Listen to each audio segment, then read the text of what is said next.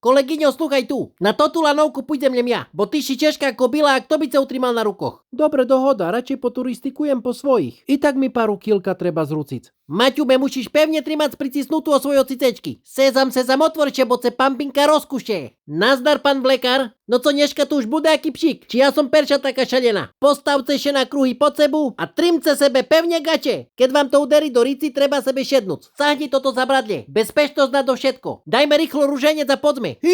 Dobre zrychlenie. Cipána, ja už som cítila turbulenciu. Pampi, ty zase preháňaš. Neviem, tému dodávam potrebnú šťavu. Cítiš ten horský vzduch v ňufaku? Ja mám nos. Hej, ale väčší jak ja ňufak. A Maťu, oproti je pražná sedačka. Všetké z nej spadli dolu. Ježkovi oči, Pampi, my máme robiť reklamu na tú lanovku a nie odrádiť ľudí od nej. Dobre, čak každý pozná môj čarný humor. Že momentálne cítim strašne nad vecu. Kúkaj na tote húry napravo. A tam sú kostričky od popadaných ľudí. Pampi, to sú konáre, však nestraš ľudí. Kúkaj, domček, náš cieľ, tuto zaparkujeme. Vitajte pod soliskom. To bol zažitek. Šeli posto, to je posledná lanovka, ktorú oprobujeme. Tu môžu ísť také veľké koňoše jak šity. Dobrý deň, pozdravujem vo spolok. Ideme zo starého Smokovca na hrebienok a potom nazad. No a teraz to zradíme še. Všetké svaté pšiky nebožčíky orodujte za nás. Leb nás tak zľava lízlo. Ľudia odvedľa. Videli ste, že to lemo chlubulo? Fíha, máte na šatu z lepeňak. Zo šunku. Každá lanovka mala dať to do sebe. V našej svorke odporúčajú dvojopšiky z dvoch. Ja idem uloviť hranolku do reštiky.